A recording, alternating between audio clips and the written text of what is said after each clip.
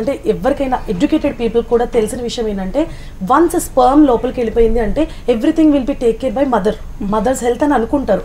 But you have said that sperm also plays a key role. So ఇది ఒక new term. So what is the explanation behind that? So pregnancy రావడానికి of course మనం ఎప్పుడు ఆడవాళ్ళు ఎక్కువ blame చేస్తాం. ఎందుకంటే ఎగ్స్ అమ్మాయిలు ఏంటంటే ఒక రిజర్వ్తో పుడతారు. ఎగ్ రిజర్వ్ ఆ లైఫ్ టైంకి దట్ ఈస్ ద రిజర్వ్.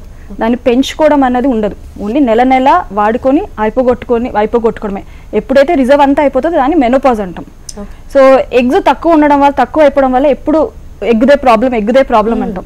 కానీ ఇప్పుడు చప్పట్లు కొట్టాలి అంటే 2 చేతులు కావాలి. సో ఎగ్ది ఎంత రెస్పాన్సిబిలిటీనో ఈక్వల్ రెస్పాన్సిబిలిటీ స్పర్మ్. ఇవి 2 ఫామ్ అయిన తర్వాత ఫామ్ అయ్యే baby should be very well. నువ్వు ఇప్పుడు latest research and all it's come up. So 25% of the time ఇప్పుడు స్మోకింగ్ చేయడం వల్ల ఆర్ లైఫ్ స్టైల్ బాగాలేనందువలన మేల్ ఎస్పెషలీ మగవాళ్ళు so sperm also plays an equal role. ఈ హైపర్ టెన్షన్ కానీ diabetes కానీ ఆర్ తొందరగా మిస్క్యారేజెస్ డెలివరీస్ తొందరగా అవ్వడం ఇవన్నీ is contributed to the sperm now. The quality of the sperm పైన obviously impacts. Yes. So most of the people doesn't know this. They don't know. Pregnancy రావడం అమ్మాయిల బాధ్యత అయితే ప్రెగ్నెన్సీ నిలబెట్టడం is again the male sperm responsibility also. Yeah.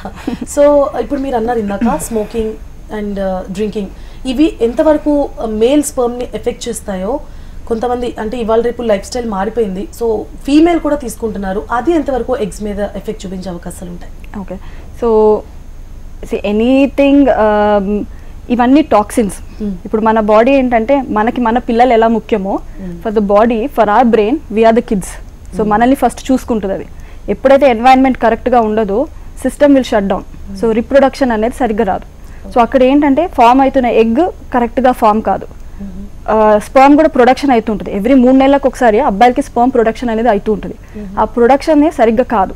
Count బాగున్నా కూడా sperm చూడడానికి బాగున్నా కూడా అది దాని ఫంక్షన్ చేయలేకపోతుంది. ఇప్పుడు ఎగ్గులు మీట్ అయినప్పుడు ఎగ్గులోకి దూసుకొని వెళ్ళాలి స్పర్మ్. సో ఆ ప్రాసెస్ని చేయలేకపోతుంది. సో వీళ్ళలో డిఎఫ్ఐ అంటాం, డిఎన్ఏ ఫ్రాగ్మెంటేషన్ ఎక్కువ ఉండడం వల్ల again miscarriages are more common. So అన్నీ బాగుంటాయి. These are called unexplained. అమ్మాయి చిన్న వయసు, అమ్మాయి ఎగ్ బాగుంటుంది, their life style is very good. Husband sperm like they also may not have habits always. Smoking, drinking లాంటివే కాదు. Because of the stress also their normal looking sperms are also under a lot of stress. So ఎప్పుడైతే stress లో ఉంటాం సరిగ్గా function చేయలేం. Same thing applies to both egg and sperm also. Okay. So ఇప్పుడు మనం